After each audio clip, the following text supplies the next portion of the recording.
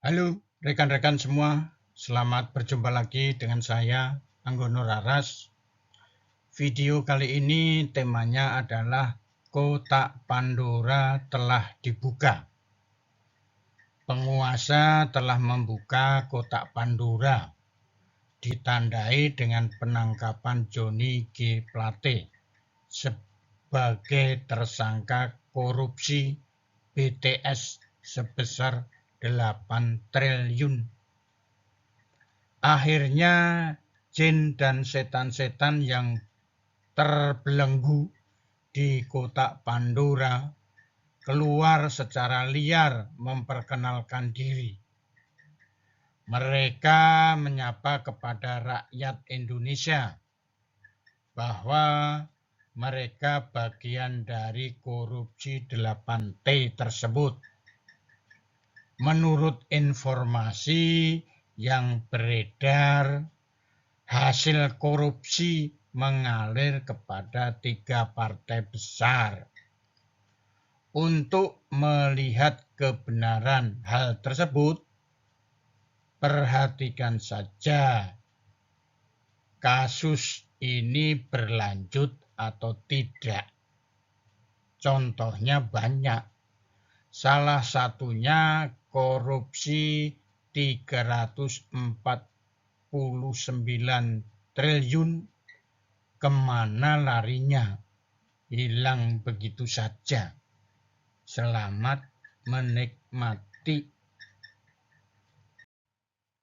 Proses Partai Nasdem memilih Anies sebagai bakal calon presiden untuk pemilu 2024 membawa dampak yang besar bagi pemerintahan yang sedang berkuasa. Hal ini dapat dilihat dari 4 kali Luhut Binsar Panjaitan atau LBP bertemu dengan Surya Paloh. Dari 4 kali pertemuan tersebut ternyata tidak menghasilkan apa yang diharapkan penguasa. Begitu penguasa mengundang semua partai pendukung, hanya Partai Nasdem yang tidak diundang. Rasa ngilu di lambung keluar dalam bentuk ocehan dengan nada tinggi dari kubu kedua belah pihak. Masing-masing mempunyai ego yang sangat tinggi. Antara kedua belah pihak telah muncul perbedaan yang begitu mencolok. Mereka tidak ada kata sepakat lagi. Masing-masing partai pendukung pemerintah semuanya mempunyai perwakilan menteri. Penguasa mulai melirik menteri-menteri dari Partai Nasdem. Menteri mana yang dapat dijadikan tumbal untuk meredam ambisi Surya Paloh dalam pencapresan Anies. Penguasa telah mendapatkan nilai rapot Menkominfo yang paling buruk nilainya. Akhirnya dengan jurus maju tak gentar, Kejaksaan Agung menangkap Menkominfo dan menjadi tersangka. Inilah awal kotak Pandora dibuka.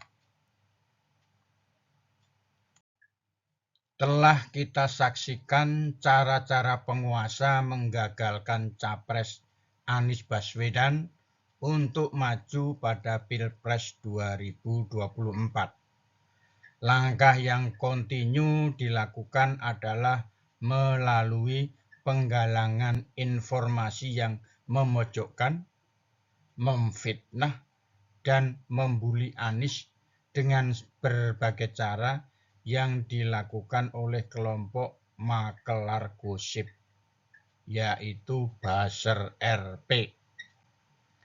Langkah yang lain melakukan kudeta kepemimpinan Partai Demokrat oleh Muldoko. Saya sebagai orang sipil dan rakyat Indonesia begitu miris melihat ada seorang purnawirawan jenderal yang sudah tidak mempunyai jiwa ksatria. Sehingga ada dalam pikiran saya, apakah militer Indonesia mentalnya serendah itu? SBY saja bisa membuat partai dan bisa menang sehingga menjadi Presiden Republik Indonesia. Kenapa dia melakukan kegiatan yang rendah dengan melakukan kudeta?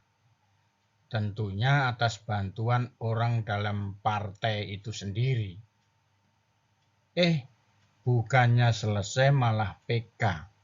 Jelas hal ini bukan merebut kekuasaan, tapi sasarannya agar Demokrat tidak bisa mendukung Anies menjadi Capres 2024.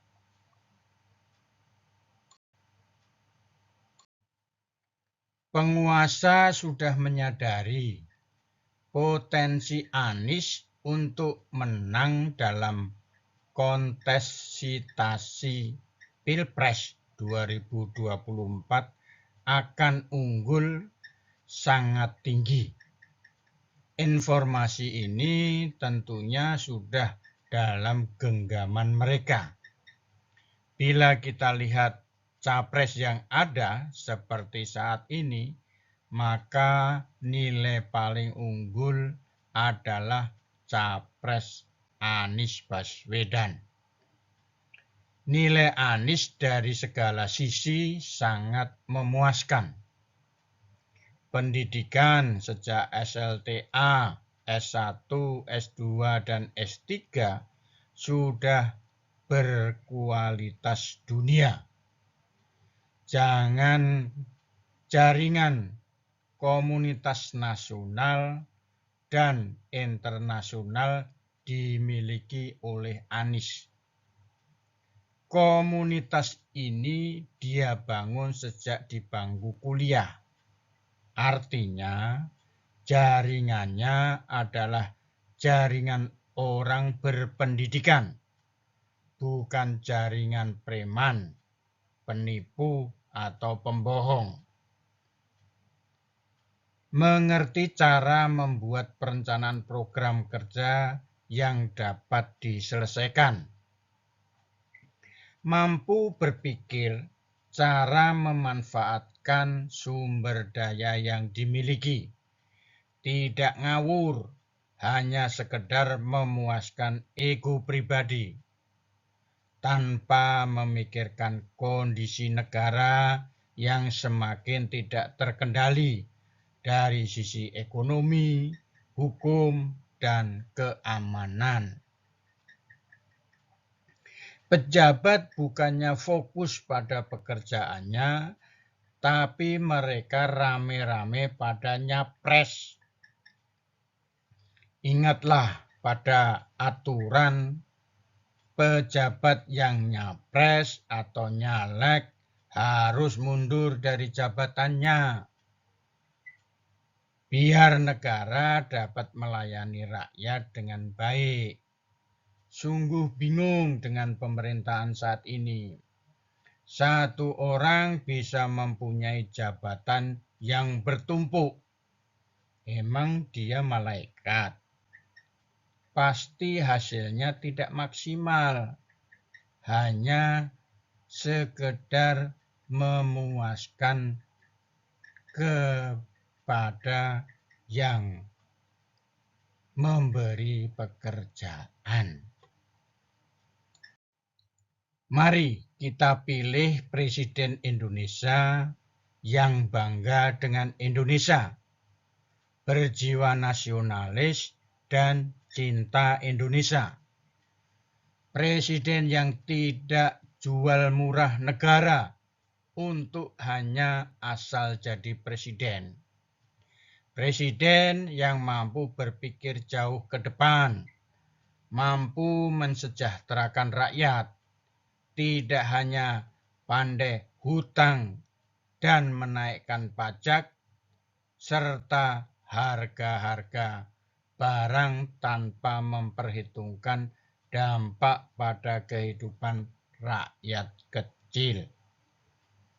Pemimpin yang mampu memberikan contoh bahwa berbuat baik itu lebih mulia dari berbohong, mampu mengajarkan atau memberi contoh perbuatan jujur lebih utama daripada berbohong dengan memberikan uang untuk mengikuti perintahnya.